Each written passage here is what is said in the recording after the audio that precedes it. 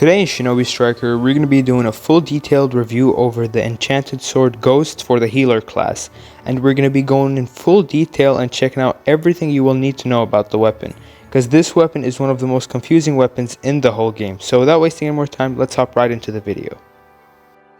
First, we're going to be going over light attacks, and to do those is square for PlayStation and X for Xbox. For the light attack, the character slashes the opponent diagonally from left to right. For the double light attack, the character slashes the opponent 3 times with a teleportation effect. For the triple light attack, the character kicks the opponent 2 times and then proceeds to use the opponent as leverage for a backflip.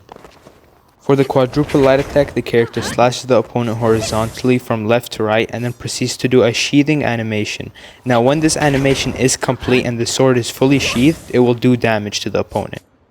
For the aerial light, the character slashes the opponent vertically from bottom to top. For the double aerial light, the character will do the teleportation slashes, and from now on all of the combos will be the same as the ground ones. For the triple aerial light, it's going to be the same thing as the ground combo, it's just going to be the backflip kicks. And for the quadruple aerial light, it's just going to be the same thing with the sword sheathing animation.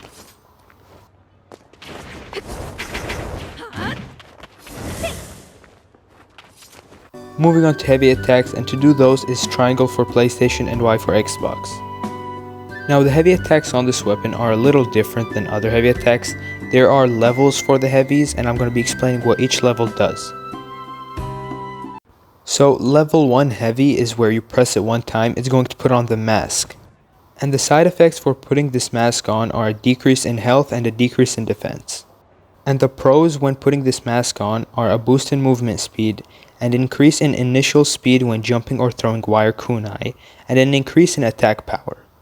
And for the level 2 heavy attack, where you have to hold it for half a second, it will launch a projectile similar to the Demon Wind Shuriken. Moving on to the level 3 heavy, where you have to hold it for about 1 second, this will launch you towards the opponent doing a flying Raijin-like effect, doing a bunch of hits, and this is your initial guard break for this weapon. And you could infinite with this as well. For the level 1 aerial heavy is simply putting on the mask. For the level 2 aerial heavy, it's just the same thing, but this time does it in the air. And the level 3 aerial heavy is just the same thing as the ground combo. Moving on to combo attacks, where you mainly want to utilize your light and heavies. For the light plus heavy, the character slashes the opponent multiple times really fast, and this could also break their guard. For the double light plus heavy, the character slashes the opponents multiple times and then does the sheathing animation. When the sword is fully sheathed, it's going to do an explosive damage to the opponent, and yes, this could break guards. For the triple light plus heavy, the character pierces the opponent in the heart with the sword, pulls it out and then cleans it off with the sleeve. Now for the aerial light plus heavy, it's the same one as the ground attack, and it could break guards as well. Now for the double aerial light plus heavy, it's the same thing as the ground version, nothing special, nothing different, it's just gonna break the guard as well. For the triple aerial light plus heavy, the character does the same thing as the ground version, nothing special. Moving on to the charge attack, which can only be done if the opponent has a scarlet red circle around them. For the charge attack, the character launches at the opponent, slashing them 3 times and stunning them for a short while.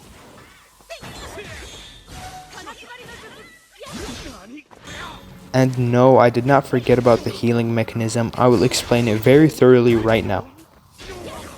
Now there are 2 essential steps to getting the healing area. The first step is to extract what the devs call the demon fire from one's soul. Basically, when you finish a combo with the mask on, you will see the soul of an opponent rise from their body. Basically the extraction of their soul. When you do that, you will get a demon flame that floats around you, and you can store up to 4 of them at once. But if you want to store them, you will have to cancel the combo as soon as the soul is extracted, and not let the character proceed with the animation by simply chakra jumping or dashing. For step 2, you will have to engage the demon fire by completing a full combo with the necessary animations, for example, sheathing the sword. This will burst the demon flame and give you the healing area where you and your teammates can heal. And don't forget, any combo that incorporates an animation will allow you to burst the demon flame and activate the healing area. And this is basically how the healing mechanism works for this weapon. I tried simplifying it as much as I can because I know it can be confusing.